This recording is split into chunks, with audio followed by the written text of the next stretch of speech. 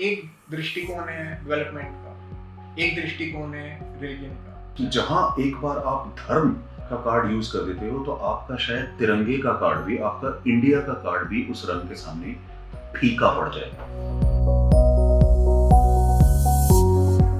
So my line of thinking, Sudeep, is major Sudeep, is that we don't give enough credit to the Indian voter.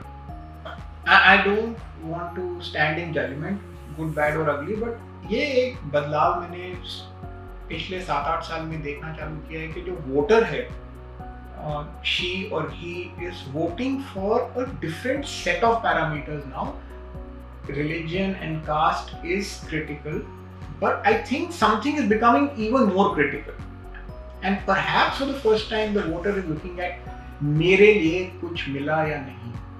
उस list में आपने 3 चीजें गिनाई, बीमा, घर, हाईवे, इलेक्ट्रिसिटी, 4 चीजें, और हमने 4 के बारे में बात नहीं की।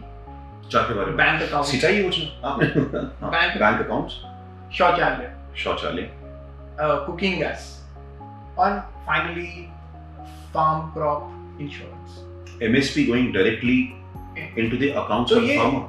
Between you and me, we've just counted 8, और हमारा लिस्ट एग्जॉस्टिव है नहीं। ये शायद 3-4 हमने ऐसी मिस भी कर दी, और ये 11-12 चीजें आपको और मेरे को नहीं मिली, मगर ग्राउंड पे गांव में पहुंची हैं, इसमें कोई दो राय नहीं है। जब रेसिपिएंट को दिखता है कि कुछ आया है, then they realize that suddenly their incomes have gone up by a direct or an indirect way, but the incomes suddenly go up. That's correct. Right now, even if you're, for example, ये मैं बहुत सारी इसको एक indirect way में example देता हूँ। अच्छा, मैं थोड़ा सा अगर आपको रोकूं, अगर आप बोले इनकम बढ़ी नहीं, लेकिन कुछ खर्चे कम हो गए, कुछ खर्चे जो आपके पहले होते थे वो सरकार ने उठा लिए। हाँ, तो इनकम नेट बढ़ेगी। तो नेट मैं तो डायरेक्ट इनकम की भी बात कर रहा हूँ through a very different story. Major शौचालय बनाने में मेरा व्यू है कि आपकी डायरेक्ट इनकम बढ़ गई, बिकॉज मृत्यु का लेवल कम होगा, बच्चों की जो डायरिया या कॉलेरा या मलेरिया से जो मृत्यु होती थी वो कम होगी, हॉस्पिटल के बिल कम होंगे, जो women didn't have access to a शौचालय, to a toilet, they would break their bones going to the forest. Absolutely correct. Because Modi का अगर आप वो नारा याद रख रहे हैं तो it used to say स्वच्छ भारत स्वस्थ भारत, स्वच्छ भारत स्वस्थ भारत। तो उन्होंने डायरेक्ट कनेक्शन वो ढूंढ लिया कि आपकी मेजर प्रॉब्लम्स का स्टार्ट पॉइंट जो था वहीं से ही है, वो स्वच्छ की वजह से। बट आप हमारे लिए वो मायने नहीं रखता है, वो हमारी कल्पना से बाहर है कि how can this have a direct benefit to our life. My point is these 12 things, 13 things, whatever it is, highways, etc. When you combine that list, it is a very powerful, potent weapon for a state like Uttar Pradesh, which if it doesn't contribute to India's GDP, we will not grow. Correct. So my guess is, or at least my own assessment on this is that yes, religion is important. It has been at the forefront, but something is starting to shift. I'll be very happy if it starts to shift. It has to. It has to shift. And now we are talking about the defense infrastructure creation in Uttar Pradesh. Now, which is a AK-203. Yes. So this creation of weapons. See, there are a lot of things which were sources of employment, which were sources of revenue generation, which the previous governments never wanted to think about. आपने सोचा ही नहीं उनके बारे में कि ये हो भी सकता है। अब आप कम से कम उनको क्रिएट कर रहे हो। किसानों के लिए इंश्योरेंस होगा, भाई बाकी सरकारें भी तो सोच सकती थी, आपने क्यों नहीं सोचा? आज आप शिकायत करते हो कि नहीं मिला, नहीं दिया जी, अजी फसल मिली नहीं। बट मेजर एक चीज बहुत इंटरेस्टिंग है, इस सब लिस्ट में ऐसा ऑलमोस्ट ऐसा कुछ भी नहीं है जो कि स्टार्ट नहीं हुआ है। हाँ, हो गए, पर इसका एग्जीक्यूशन अब हुआ है। That is the crux of this whole conversation. Or at least the thinking. Nothing is new. Nothing is new. Nothing. No. So I have a small variation here. There are a lot of things which were never there. आपने सोची ही नहीं, तो सोचने का credit तो दीजिए। देखिए, railway line America में कब डली, यूके में कब डली? लंदन में मैंने एक मेट्रो का डब्बा देखा जिसके ऊपर 1895 लिखा हुआ था। मतलब ट्रेनें तब से metro underground, under tube, the tube in UK is from the 19th century। और हमारे पास कब पहुंची? तो दुनिया के पास था, आप देख भी रहे थे, but you never had the vision और you never thought कि हम कर भी सकते हैं। हमने ये भी, हमें शायद ये कॉन्फिडेंस ही नहीं था कि हम कर सकते हैं। अब आप गोरखपुर में बना रहे।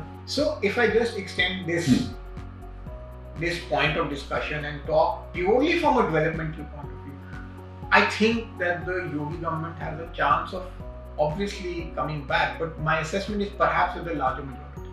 Because the list is really long, the work is good, and there is, even when I talk to my friends who are anti-Yogi, anti-BJP, anti-Modi, they do come and say कि कुछ काम हुआ है। So मतलब जो डिट्रैक्टर है उसको भी दिख रहा है कि काम हुआ है, बट वो इंटरनलाइज करने को तैयार नहीं है कि ओ शायद मेरा दृष्टिकोण कोई चैलेंज कर रहा है। नहीं, देखिए वो एक दिक्कत हमारे साथ है कि इंडिया में जो एंटी बीजेपी है, they are hardcore anti BJP for some reason. तो आप उनको कुछ भी दिखाने बताने की कोशिश करो, नहीं देख पाएंगे। वो हमारे लिए शायद ऐसा बोलते होंगे, मेरे लिए मतलब मैं I identify myself more as a pro-BJP person for whatever reasons. I think traditionally, whenever BJP has been in power in any of the states, things have moved at a much faster pace. Because बाकी governments के साथ शायद कभी भी ऐसी एक conviction रही नहीं कि हम एक मजबूत decision लेके उसको execute करके हम आगे बढ़ सकते हैं। तो with other governments, it has always been baby steps. कि आपको ज़्यादा हिलाना डुलाना नहीं, बस धीरे धीरे चलते रहो, थोड़ा सा ऐसे हो जाओ, थोड़ा सा ऐसे हो जाओ, लेकिन पूरा झकझकोर के हिला के फिर आगे बढ़ो, ऐसा कन्विक्शन शायद और किसी and there are examples for it. Article 370, CA and all these things, these are huge, big decisions for which for GST, you've been talking about it for donkey's years. One of the examples I was suggesting that is, it will not thought through now, it's just kind of got executed now. Yeah, it's just executed. and it was always sitting with the Congress government for like years and years. They just did not have the conviction कि हम इसको कर भी पाएंगे। अब आप ये शिकायत कर सकते हो कि hastily कर दिया, लेकिन आप ये शिकायत नहीं कर सकते कि कर दिया। नहीं, I have this conversation many times with, let's say, with friends and family कि finally you have to give credit to the Modi-Shah combo for even identifying and having the guts to put someone like Yogi out there. उससे पहले तो मैंने कभी योगी का नाम भी नहीं सुना। तो आप मतलब आप 5 साल पीछे जा रहे हैं। हाँ, मैं 5 साल पीछे जा रहा हूँ। ये डिसीजन जब केशव प्रसाद मौर्य और मनोज जी के ऊपर योगी का नाम आया था, क्योंकि चांसेस यही थे कि किसी को योगी, हाँ, और किसी को अंदाजा नहीं था क्योंकि एक तो थे ही उस समय मेंबर ऑफ पार्लियामेंट थे, he was not MLA and he had not contested the elections, but and to have pulled him out and तो ठीक है। तो दो चीजें उसमें हैं और मैं वापस अपने रिलीजन वाले मोड में चला जाऊंगा। So this is the beauty of how do you say secularism in India, that you have a chief minister who's wearing the saffron robe. उससे पहले भी एक chief minister by the way saffron रोब पहन के आ चुके हैं। कौन है? N t Rama Rao.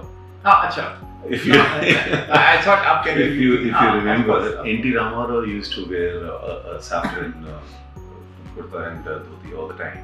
So now Yogi wears the saffron robe, but at the same time the country still sticks to the tenets of secularism in this country because he's not been nominated, he's been elected.